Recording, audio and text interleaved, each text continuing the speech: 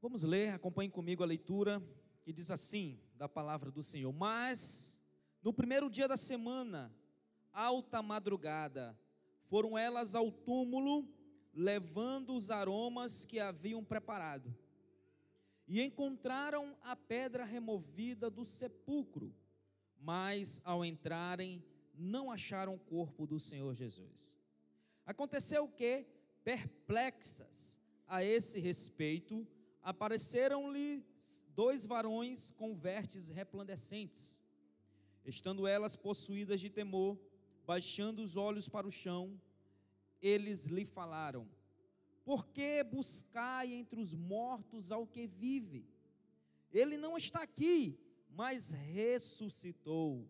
Lembrai-vos de como vos preveniu, estando ainda na Galileia, quando disse: importa que o Filho do Homem seja entregue nas mãos de pecadores, e seja crucificado, e ressuscite ao terceiro dia. Então se lembraram das suas palavras, e, voltando do túmulo, anunciaram todas estas coisas aos 11, e a todos os mais que com eles estavam. Eram Maria Madalena, Joana e Maria, mãe de Tiago. Também as demais que estavam com elas confirmaram estas coisas aos apóstolos. Tais palavras lhe pareciam como um delírio, e não acreditaram nelas. Pedro, porém, levantando-se, correu ao sepulcro e, abaixando-se, nada mais viu, senão os lençóis de linho. E retirou-se para casa, maravilhado do que havia acontecido. Até aqui é o texto da nossa exposição deste culto matinal. Meus queridos irmãos, Lucas, que escreveu este evangelho, o médico amado no qual o apóstolo Paulo fala, relata, Lucas, o grande parceiro ou um dos parceiros do apóstolo Paulo ali nas suas viagens missionárias. Este homem que era gentil, que se rendeu ao Senhor Jesus, creu que o Senhor Jesus era o Cristo, o Salvador.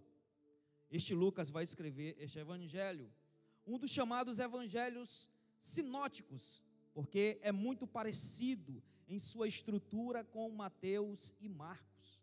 Lucas é o mesmo que escreve também Atos.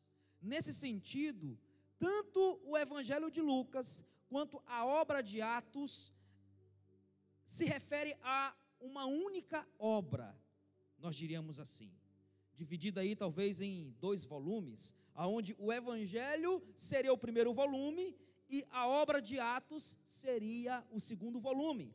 Alguns estudiosos vão chamar de Lucas Atos. Essa seria a obra, uma única obra só, no qual Lucas no evangelho retrata acerca da messianidade do Filho de Deus, Jesus. Ele é apresentado como o Salvador, não somente de Israel, como diz lá no capítulo 1, ele também é o Salvador dos remanescentes de Israel, o povo pactual de Deus em Abraão. Mas, segundo Lucas, lá no capítulo 1, do verso 31 ao 33, que é a introdução deste evangelho, Jesus também é apresentado como o Salvador de todas as nações. Ele é a glória dos gentios.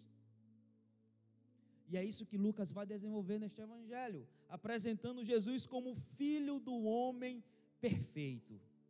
Ele é o Filho do homem perfeito, o Salvador dos remanescentes de Israel, aqueles que esperavam pela vinda do Messias, como Ana, Simeão, Zacarias, Isabel e Maria.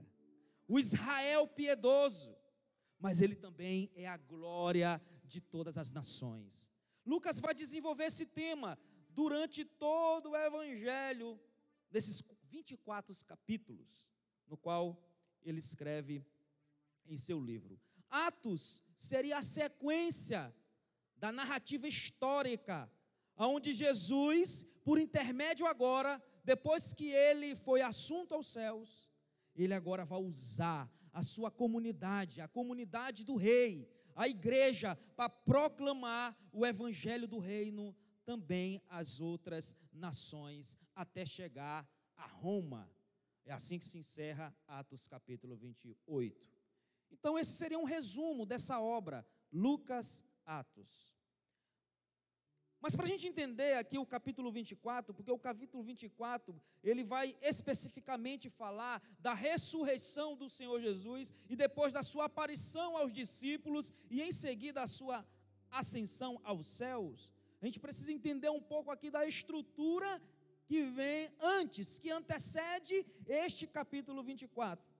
Para isso, irmãos, o próprio texto de Atos, capítulo 1, do verso 1, Lucas já diz como o evangelho dele foi estruturado, como seria estruturado. A gente poderia resumir basicamente este evangelho em 4 grandes partes, ou 4 grandes seções. Do capítulo 1, do verso 1 até o capítulo 4, verso 13, nós temos ali a apresentação messiânica do Salvador. Como eu falei, ele é o Cristo, o Rei dos Reis, aquele que vai herdar o trono de Davi, da semente santa de Judá, por intermédio ali de Maria. Ele é o Salvador dos israelitas piedosos, que creram, mas ao mesmo tempo ele também é o Salvador dos gentios. Lucas apresenta isso logo no início, nos 4 primeiros capítulos, até o versículo 13.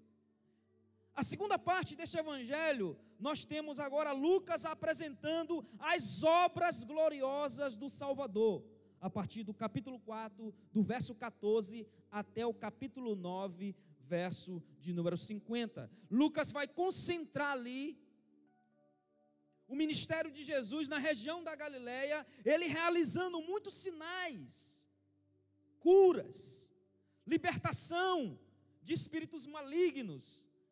Lucas apresentando ali Jesus como aquele que está trazendo luz ali à Galileia dos gentios, conforme foi profetizado por Isaías. Essa é a segunda sessão. A terceira sessão, nós temos do capítulo 9, do verso 51 até o capítulo 18, verso 34. Depois que Lucas apresenta a messianidade de Cristo, as obras gloriosas de Cristo, agora ele vai apresentar os ensinos do Salvador. Do capítulo 9, verso 51 até o capítulo 18, verso 34.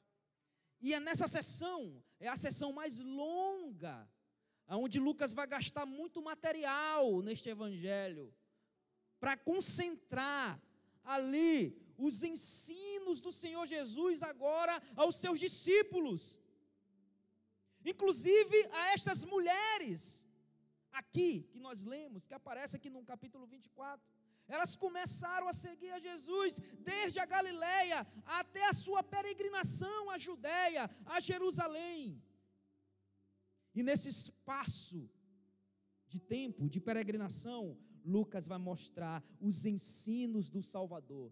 E é nessa sessão, aqui na terceira parte do Evangelho de Lucas, que você vai encontrar, por exemplo, as principais parábolas do Evangelho de Lucas.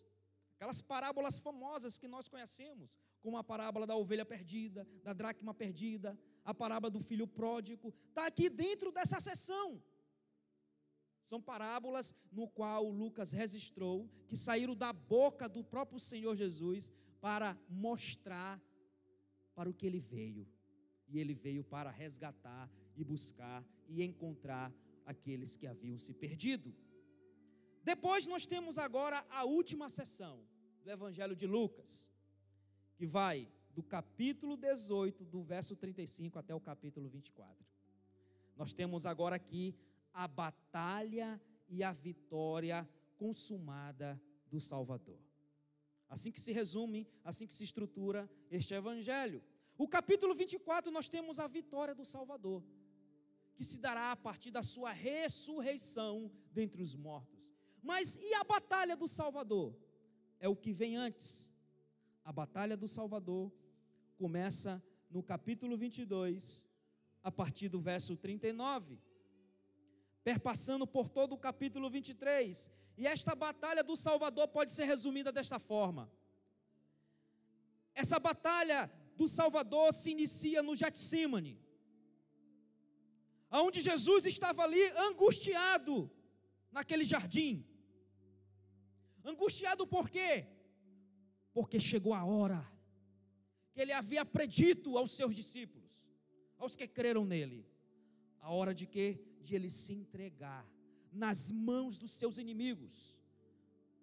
A entrega foi voluntária, a entrega foi sacrificial, mas ele já havia predito, desde lá da Galileia, que ele seria entregue nas mãos dos pecadores, dos ímpios. Isso acontece a partir do versículo 47 ao 53, onde os inimigos do Senhor Jesus, ali, através do pacto da traição de um dos apóstolos, que fora Judas, o traidor, chegaram no Getsêmani, prenderam o Senhor, prenderam o Salvador, levaram ele perante o Sinédrio. Lá no Sinédrio, ele é julgado de uma forma ilegal, julgado de uma forma injusta, e ele é condenado no Sinédrio à morte. Todavia, os judeus, como estavam debaixo do Império Romano, eles não poderiam executar a pena de morte, não poderiam fazer isso, somente o Império Romano poderia fazer. E aí esse Sinédrio, esse Israel incrédulo, levaram o Salvador até Pilatos, governador, representante legal de Roma na Judéia. Chegando lá, Pilatos, um pagão, não fazia parte nem de Israel, da semente de Israel. Esse gentil olha para Jesus e o interroga e diz: não vejo crime nele. Não há crime nele algum. Pilatos reconheceu. E Lucas faz questão de enfatizar isso, tanto no capítulo 23, 2 vezes. Jesus vai para Herodes, Herodes também olha para o Senhor Jesus, o interroga, não vejo crime nenhum nele também. Manda ele de volta para Pilatos. Ele retorna para Pilatos. Pilatos, mais uma vez, deseja soltar Jesus. E ele apresenta o Salvador diante do povo, do Israel incrédulo. Chama aí aquele Barrabás, aquele homem terrível, que vai ser crucificado também neste dia, juntamente com os outros 2 ladrões. Possivelmente Barrabás era o líder deles. Homem sanguinário, que causou uma rebelião, foi condenado à cruz. Chama esse Barrabás aí. Talvez esse povo vai compreender que não tem como crucificar esse Jesus. Ele é inocente. Ele apresenta Barrabás e o povo solta Barrabás, crucifica Cristo, crucifica a Jesus. Pilatos insiste, mas ele cede à pressão popular, com medo de uma rebelião na Judéia. A cabeça de Pilatos também poderia ser decapitada por César. Não teve jeito, Pilatos então cedeu à pressão. Jesus é levado agora à crucificação no lugar de Barrabás, ao Calvário. Lá ele é crucificado e diz, a partir do versículo 44 do capítulo 23, que já era a hora 9, e de repente o Espírito do Salvador na cruz expirou. Ele entregou o seu Espírito a Deus Pai. O véu do santuário se rasga. O centurião romano, pagão, olhando para o corpo do Salvador no madeiro, reconhece: este de fato, verdadeiramente era o Filho de Deus. Tudo isso para contrastar com o povo de Israel incrédulo, que rejeitaram o Salvador. Após isso, havia um homem do Sinédrio, um homem temente a Deus, que não concordou com aquele julgamento e que também esperava o Messias, chamado José, da cidade de Arimateia. Homem rico, mas um homem que creu em Jesus. Vai até Pilatos e pede o corpo do Senhor para sepultá-lo no seu próprio túmulo. Um túmulo novo que havia sido aberto em rocha. Ele vai, coloca o corpo do Salvador em volta de linho, lençóis de linho, e colocou no seu próprio túmulo. Lacrou com a pedra. Entretanto, o verso 55 do capítulo 23, de longe, algumas mulheres estavam olhando tudo aquilo. Desde quando José de Arimateia tirou o corpo do Senhor do madeiro e o sepultou no seu túmulo, elas olhavam de longe e viram onde o corpo foi sepultado. Chegou o sábado, era a hora do descanso. Elas não poderiam ir ao túmulo naquele dia, embalsamar o corpo do Senhor Jesus com os aromas. Elas esperaram o sábado, prepararam os aromas e os bálsamos até chegar o primeiro dia da semana, o domingo. E aí é que entra o nosso texto agora. O versículo 1 diz que no primeiro dia da semana, alta madrugada, foram elas ao túmulo. O primeiro dia da semana aqui era o domingo. Passou-se o sábado, o Shabat, o dia do descanso dos judeus, e elas vão ao túmulo, em direção ao túmulo. E aí o Lucas diz no versículo 1, que a intenção delas era levar aromas que elas haviam preparado, porque naquele tempo se colocava uma espécie de bálsamo sobre o corpo para diminuir o mau cheiro, e também para diminuir a aceleração do apodrecimento do cadáver. Por isso que elas vão para o corpo, até o corpo do Senhor Jesus, para passar ali o bálsamo e se despedir ali do Senhor, que elas não tiveram tempo para isso, chorar diante do corpo. E o verso 2 diz que elas encontraram a pedra removida do sepulcro, mas ao entrarem não acharam o corpo do Senhor. Chegaram no sepulcro, a pedra, que era uma pedra ali em forma circular, uma pedra muito grande, já havia sido removida. Elas entram no túmulo, não encontram o corpo, e elas devem ter imaginado, pensado, quem removeu aquela pedra? Será se foram as autoridades que confiscaram o corpo do Salvador?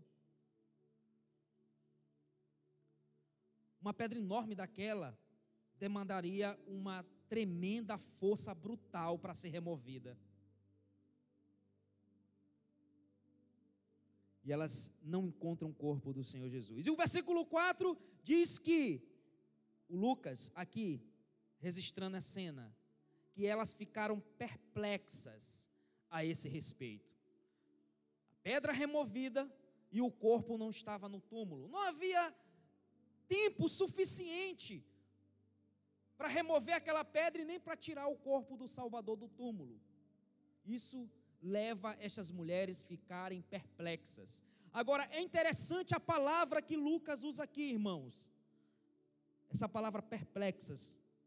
A palavra aqui, a ideia é de angústia. Essa que é a ideia aqui no grego do Novo Testamento, no grego bíblico. Ou seja, quando elas olharam o túmulo vazio, a pedra removida, elas se sentiram angustiadas. Aonde está o corpo do nosso Salvador? Quem é que vai finalizar os protocolos do sepultamento?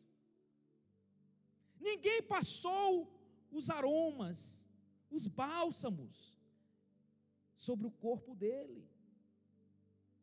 O nosso mestre, que operou sinais e maravilhas extraordinárias, que nós vimos, nós experimentamos, que foi crucificado de forma injusta, nem sequer teve o direito de ter um sepultamento correto. Isso causa nelas uma perplexidade, ou seja, elas se sentiram angustiadas. A palavra aqui tem um sentido também de sem direção. Elas perderam o sentido ali da vida. Mas o Lucas, ainda no versículo 4, em forma aqui de contraste, ele diz que apareceram-lhes 2 varões com vestes resplandecentes. Em Mateus, a gente sabe que Mateus vai chamar aqui de anjos. Então, o Lucas aqui registra como varões com vestes resplandecentes. Então, a ideia aqui é de seres celestiais, seres angelicais. Os mensageiros de Deus, porta-vozes de Deus. Deus enviou, naquele dia, uma mensagem através desses dois anjos para aquelas mulheres. E o versículo 5, elas olhando aquela visão dos seres celestiais, elas ficam possuídas de temor, baixando os olhos para o chão. A ideia aqui é de reverência, porque elas entenderam que era uma visão sobrenatural, que eram mensageiros de Deus, que elas iriam receber uma mensagem do próprio Senhor. Por isso que elas abaixaram a cabeça em forma de reverência. Elas creram que era uma visão sobrenatural da parte de Deus. E aí os anjos fazem uma pergunta para elas interessante. Ele diz assim no versículo 5: por que buscai entre os mortos ao que vive? Aquelas mulheres foram para o túmulo, ao túmulo, para passar o bálsamo, os aromas sobre o corpo do Salvador. Elas não encontram o corpo do Salvador no túmulo, a pedra está removida. Elas ficam angustiadas por causa disso. Agora, dois seres celestiais dão uma mensagem: por que vocês buscam o vivo dentre os mortos? O olhar que aquelas mulheres tinham naquele momento para Jesus era um olhar natural. Eu chamo de hermenêutica da naturalidade. Elas interpretaram a Jesus e interpretaram o túmulo vazio e a pedra removida como se Jesus fosse apenas mais um homem de Deus, porque elas sabiam que Jesus era um homem de Deus, por causa das obras que o Senhor Jesus realizou, e elas experimentaram os sinais miraculosos que ele realizou. Elas sabiam que o Jesus era um homem de Deus, mas aqui neste momento elas estão interpretando o túmulo, interpretando a Jesus, interpretando a morte de Jesus, como se Jesus fosse só apenas mais um homem que surgiu, mais um profeta que Deus levantou, que pregou, que realizou milagres, mas que o Israel incrédulo rejeitou e matou de uma forma injusta. Afinal de contas, o Israel incrédulo já havia feito isso com os profetas no passado. Já havia matado os seus profetas. Jesus, de acordo com o olhar natural dessas mulheres nesse momento, por isso que elas ficam angustiadas, Jesus teria sido só mais uma vítima dessa incredulidade do Israel. E aí é que Deus intervém aqui. Os anjos perguntam: por que vocês estão procurando aquele que vive dentre os mortos? Vocês não podem olhar para o túmulo do Salvador de uma forma natural, como se ele fosse um homem, filho do seu tempo histórico, que nasceu, cresceu, e a morte pôs fim à existência temporal. Isto é a velha ordem. Elementos de uma velha ordem, elementos de uma velha criação, aonde a morte vem e engole todo mundo e põe fim à história de todo mundo. Você já teve oportunidade, eu já tive também a oportunidade. Quando a gente vai a um cemitério, a gente olha lá para os sepulcros, está lá, in memoriam. A morte deixa todo mundo na memória do tempo. Ela põe fim à existência temporal. E era dessa forma que essas mulheres estavam interpretando a Jesus e ao túmulo, como se Jesus fosse apenas só mais um homem da história. Como dizem os historiadores, o Jesus histórico, o separando do Jesus da fé, ou do Cristo da fé. E aqui a pergunta que os anjos fazem a elas, e é uma pergunta aqui retórica. Os anjos estão dizendo: olha, ele não está entre os mortos, ele vive. A mensagem espiritual, ou a mensagem sobrenatural, a hermenêutica de Deus ao túmulo, para redirecionar aqui o sentido do coração dessas mulheres, que se perderam no túmulo e na pedra que lacrou o túmulo. Mas a interpretação de Deus para o túmulo vazio, para a pedra removida, ela é que vai redirecionar o coração daquelas mulheres, dar sentido ao coração daquelas mulheres. Jesus não é apenas um Jesus histórico. Jesus é o Deus vivente. Aonde a rocha do sepulcro não pôde segurá-lo no terceiro dia. O Cristo não poderia ser vencido apenas com aquela pedra que lacrou. Aquela pedra era muito pouco para ele. Aquele túmulo de Arimateia era muito pouco para ele. Ele é o Deus vivente.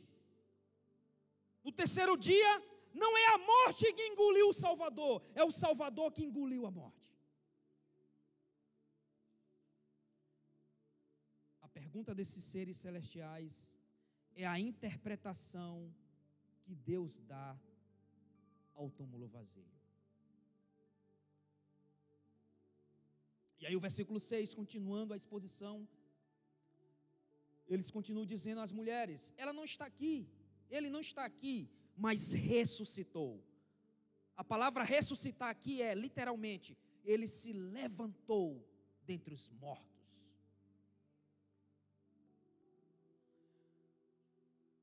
E esse levantar dentre os mortos não foi, como acreditam aí alguns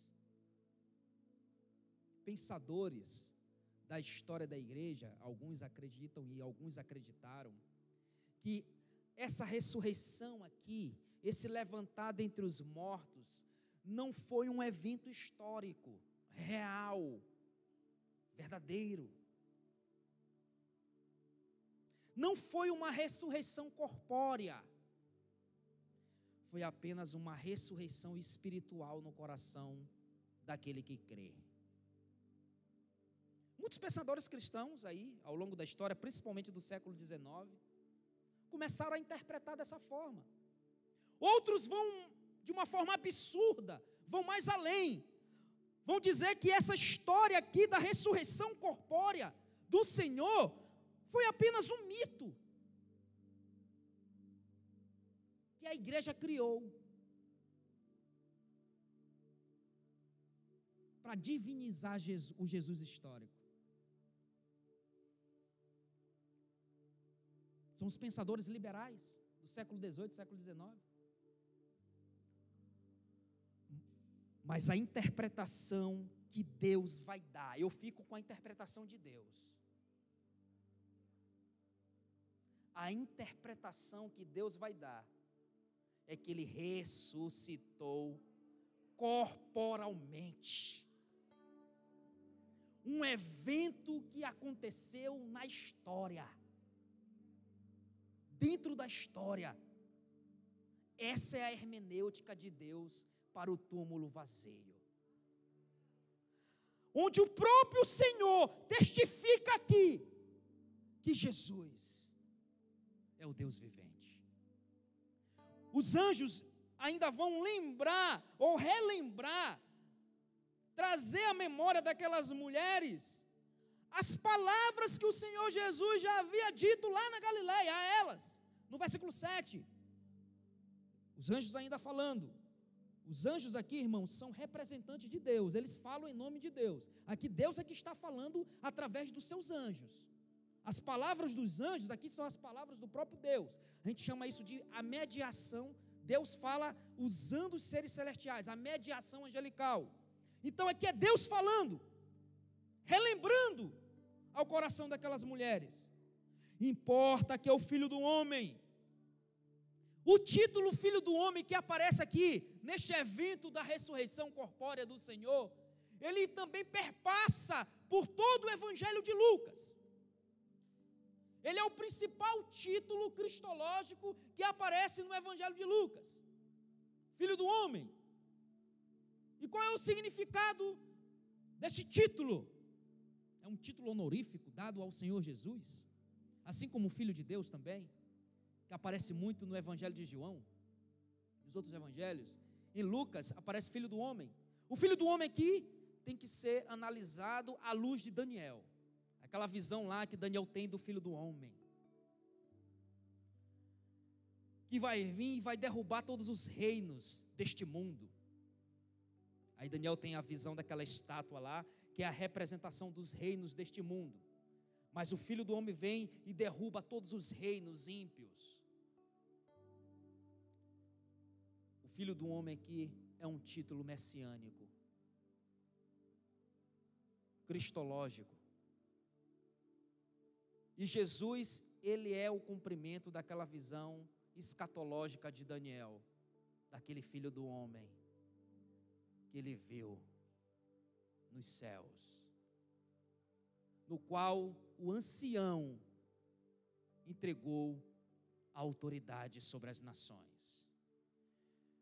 Jesus é este, ele é o Cristo, ele é o Messias, ele que vem e que derrubará os reinos, ele que vem e vai reinar, não só sobre a casa de Davi, mas ele reinará sobre todos os reinos deste mundo. O Filho do Homem aqui é um título também para falar da inauguração de um novo tempo, de uma nova criação, da inauguração do reino de Deus. E a ressurreição corpórea aqui é a consumação de que essa nova criação foi inaugurada pelo Filho do Homem. A ressurreição corpórea de Cristo, neste dia aqui, na história há 2000 anos, num domingo, inaugurou-se o reino messiânico.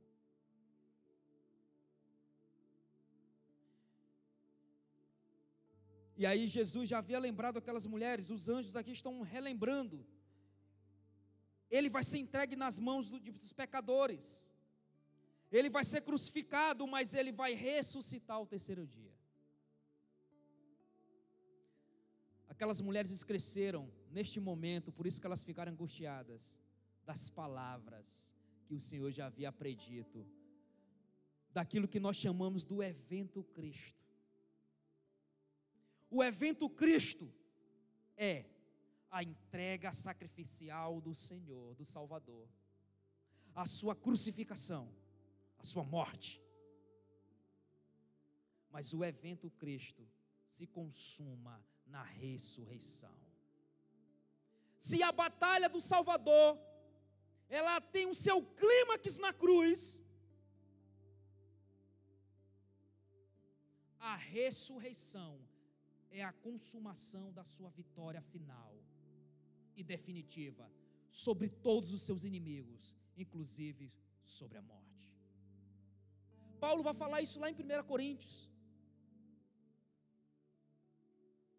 no capítulo 15, do verso 12 em diante. Paulo vai falar isso. Ele vai dizer: ora, se é corrente pregar-se Cristo ressuscitou dentre os mortos, como pois afirma algum dentre vós que não há ressurreição de mortos?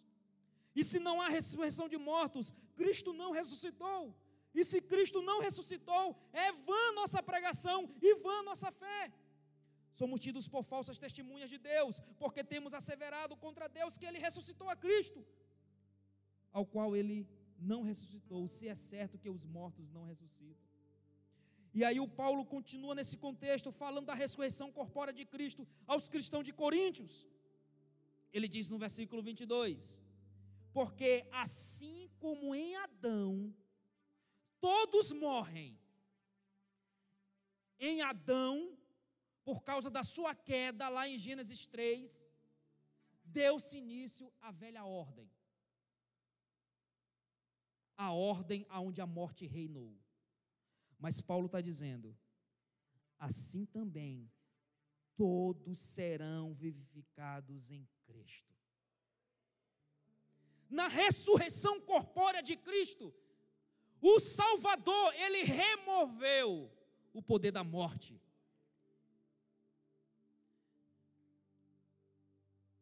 E aí Paulo continua, cada um, porém, por sua própria ordem, Cristo as primícias, porque Ele foi o primeiro que morreu e ressuscitou ao terceiro dia para nunca mais morrer. Por isso que Ele é a primícia dos que dormem, e depois aqueles que estão em Cristo na sua vinda. Então virá o fim, quando Ele entregar o reino a Deus Pai, quando houver destruído todo o principado, bem como toda a potestade e todo o poder. E o verso 26, e o último inimigo a ser destruído é a morte. O evento Cristo é esse, irmãos. É isso que aquelas mulheres precisavam ser lembradas. Ele batalhou na cruz, mas ele venceu o túmulo ao terceiro dia. E aí o versículo 8, diz aqui o Lucas, que então elas se lembraram das suas palavras. Foi necessária a intervenção de Deus, a interpretação de Deus do túmulo vazio, a interpretação sobrenatural que Deus dá para aquelas mulheres, o coração delas serem redirecionados. E elas se lembraram das palavras. E o versículo 9, então elas, voltando do túmulo, não há mais sentido ficar no túmulo, não há mais sentido querer passar bálsamo sobre o corpo dele, não há. O túmulo ficou para trás, elas se voltam do túmulo e agora elas vão anunciar todas essas coisas. A palavra anunciar aqui é pregar, proclamar, é a ideia de querigma. Depois que Deus dá a interpretação correta, a interpretação sobrenatural do túmulo vazio, que o Deus vivente, o Salvador, a morte não pôde engoli-lo, Ele engoliu a morte. Agora, elas ao se lembrarem dessas palavras, que foi o evento histórico e real da ressurreição corpórea, nasce um desejo no coração dessas mulheres, querigmático, ou seja, um desejo de elas proclamarem agora o evento da ressurreição. E elas vão até os 11, e a todos os que estavam com eles. E aí o Lucas vai dizer no versículo 10, vai dar o nome dessas mulheres, provavelmente eram as líderes daquelas mulheres ali que seguiam o Senhor. Maria Madalena, aquela que experimentou ali a libertação de 7 espíritos malignos, quando ela teve um encontro com o Salvador. Se tornou uma seguidora do Senhor Jesus, a partir de Magdala, que era a cidade dela, na Galileia, daí Maria Madalena. Joana, que só aparece aqui em Lucas, uma das seguidoras do Senhor Jesus, e Maria, mãe de Tiago, que possivelmente aqui seja o Tiago, um dos meio-irmãos de Jesus. E também as demais que estavam com elas. Essas mulheres que Lucas, no início do Evangelho, vai inclusive nominar, e vai falar que elas serviam ao Senhor, inclusive com seus bens. Eram verdadeiras seguidoras do Senhor. Mulheres que amavam ao Senhor. Por isso que elas foram para o túmulo, para terminar o protocolo do sepultamento. mas a hermenêutica delas ainda precisava ser redirecionada. Deus envia os anjos para dar a verdadeira interpretação para ela do significado do evento Cristo, que é o evento da morte, crucificação, mas que termina com a ressurreição corpórea. E aí elas vão, anunciam aqueles apóstolos, que estavam também lá desesperados, desanimados. O nosso Salvador morreu, foi sepultado, e agora? Deixamos tudo, abandonamos tudo.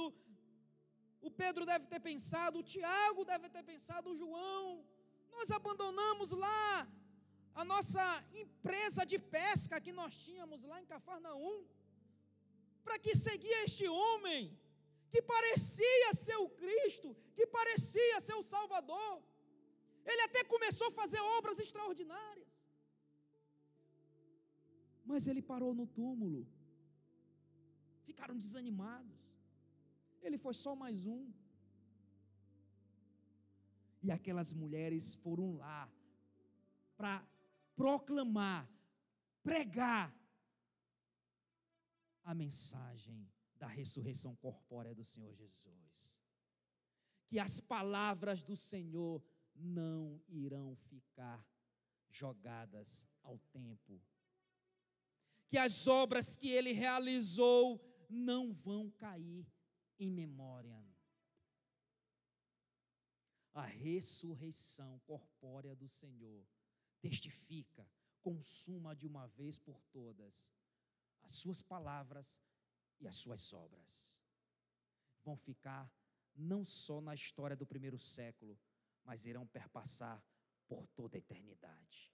Por isso que o Senhor Jesus falou: tudo passará, mas as minhas palavras não passarão.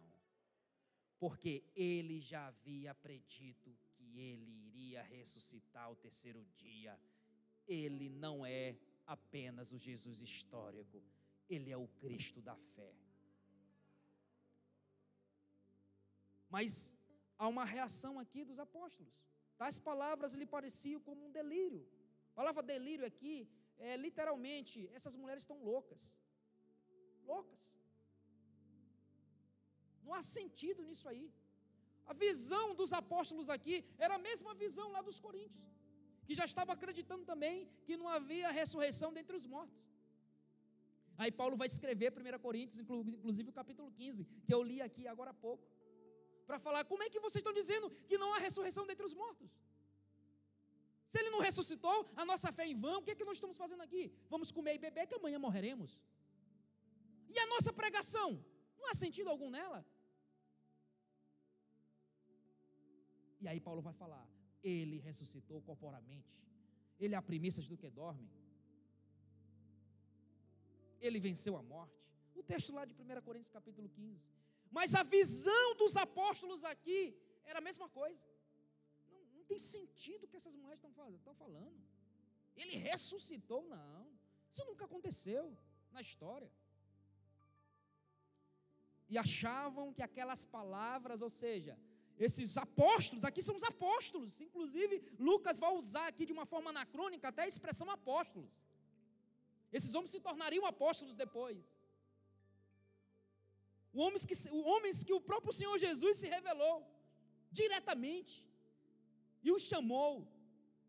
Homens que seriam os representantes oficiais da própria mensagem do Evangelho, da propagação do Evangelho. Os apóstolos aqui, eles estão diante da mensagem do querigma da ressurreição corpórea de Cristo. E assim como as mulheres lá no início, esses homens também estão com um olhar natural, com o olhar da velha ordem. E eles desconsideram a pregação, a mensagem, a proclamação da ressurreição. Mas o versículo 12 tem um contraste. Olha o contraste. Pedro, porém, ouvindo aquelas palavras, o impacto que causa no coração do apóstolo Pedro, naquele momento foi diferente. Ele se levanta, corre ao sepulcro, e lá ele se abaixa, e nada mais viu, senão os lençóis de linho, e retirou-se para casa maravilhado. do que havia acontecido. Pedro ouviu as palavras, a proclamação da mensagem da ressurreição corpórea de Cristo. Isso causa um impacto no coração dele. E ele sentiu que ele precisava também experimentar o evento da ressurreição corpórea do Senhor Jesus, ao ir experimentar lá no túmulo. Lá. Da mesma forma que as mulheres experimentaram, que deu sentido a elas. Ele viu a pedra removida, ele viu o túmulo vazio, e apenas os lençóis estavam lá. O texto diz que ele fica maravilhado.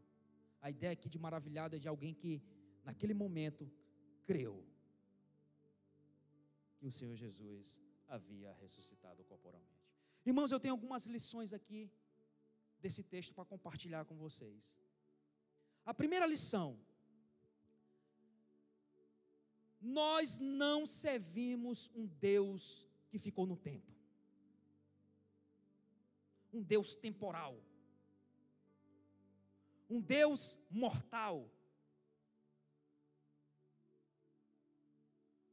Nós não servimos, nós servimos o Deus vivente.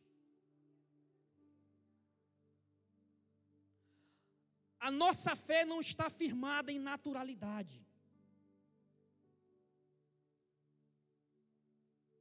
A nossa fé não está fundamentada no olhar da velha ordem. Aqueles que querem interpretar a ressurreição de Cristo de forma natural, de forma racional, o que resta para eles é apenas angústia, embaraço.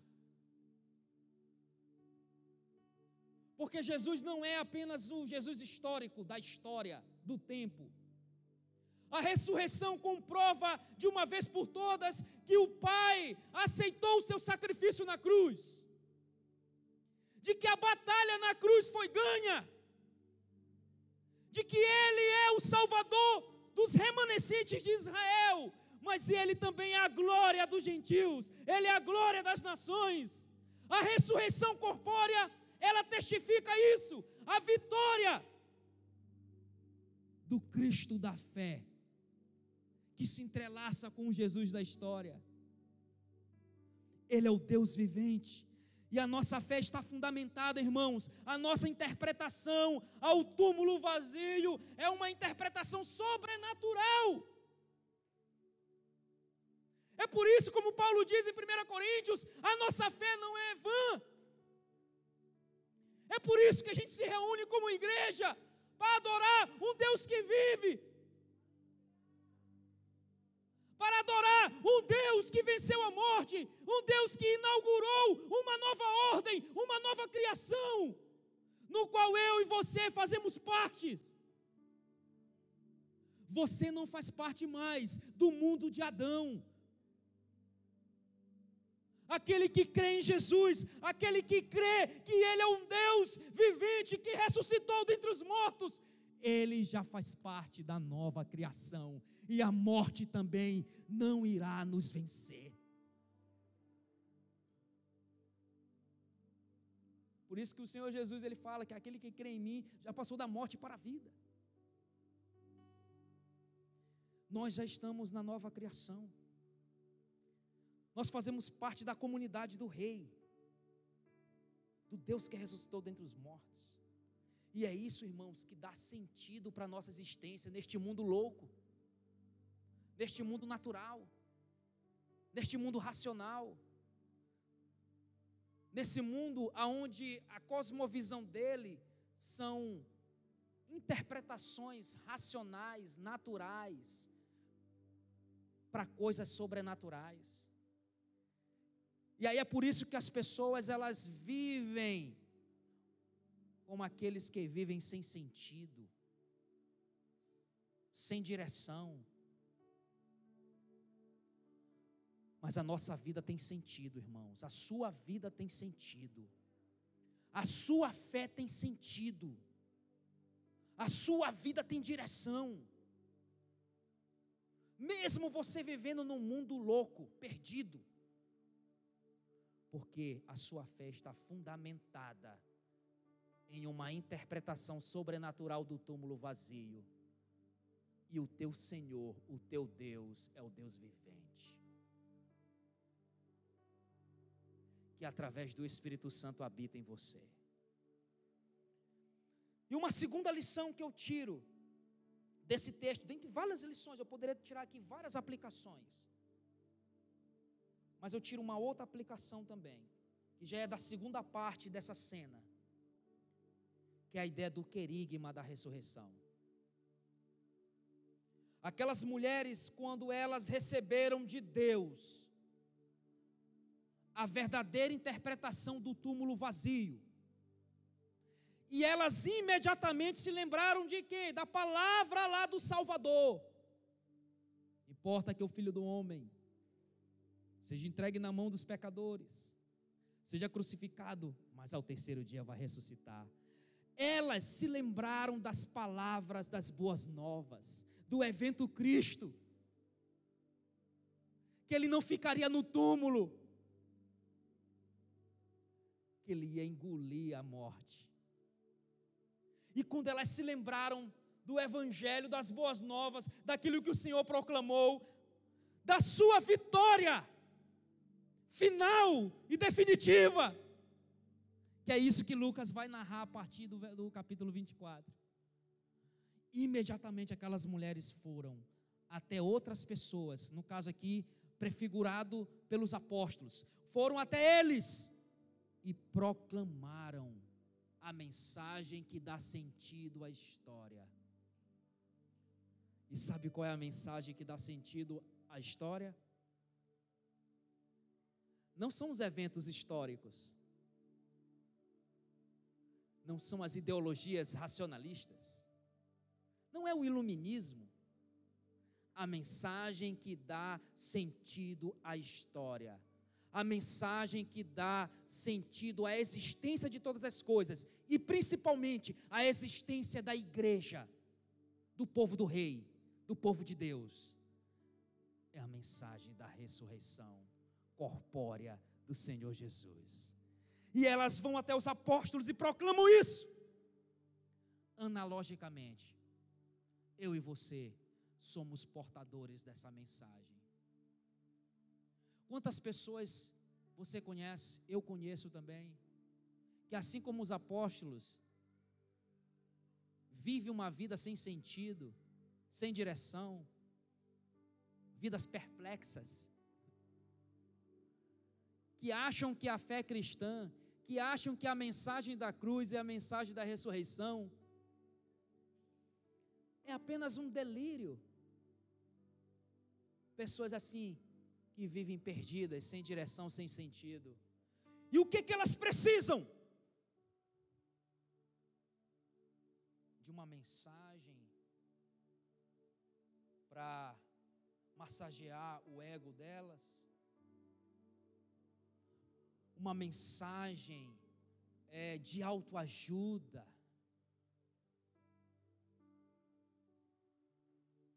Vou te dar aqui um livro, nada contra o Augusto Cury, mas vou te dar um livro aqui do meu xará, Augusto Cury. Uma mensagem assim que vai encher assim você de esperança, psicologizada. É desse tipo de mensagem? É isso que a gente está dando? Mas ao que parece, para nós que somos a igreja do Senhor aqui, Madalena representa todos nós, Joana representa todos nós, Maria, mãe de Tiago, representa todos nós. Parece que a nossa mensagem central que dá sentido a nós, a igreja do Senhor, e que dá sentido também a este mundo louco, é a mensagem da ressurreição corpórea de Cristo. É a mensagem do Evangelho. Este é o querigma da igreja. A igreja só chegou até o ano de 2020. A igreja, num sentido histórico, só chegou até este ano. Já tem mais de 2000 anos na história. a existência histórica da igreja, ela só chegou até aqui por causa de homens que surgiram na história, dentre eles os apóstolos, dentre eles a comunidade da igreja primitiva, que proclamaram ao longo dos séculos a pregação de que o Deus vivente ressuscitou dentre os mortos e venceu a morte, engoliu o túmulo, removeu a pedra. Por isso que a fé cristã sobreviveu até hoje e sobreviverá até o dia da vinda deste que ressuscitou. Essa é a mensagem que dá esperança, que dá sentido para a nossa existência e para a existência daqueles que estão aflitos. Coloque-se de pé em nome do Senhor Jesus.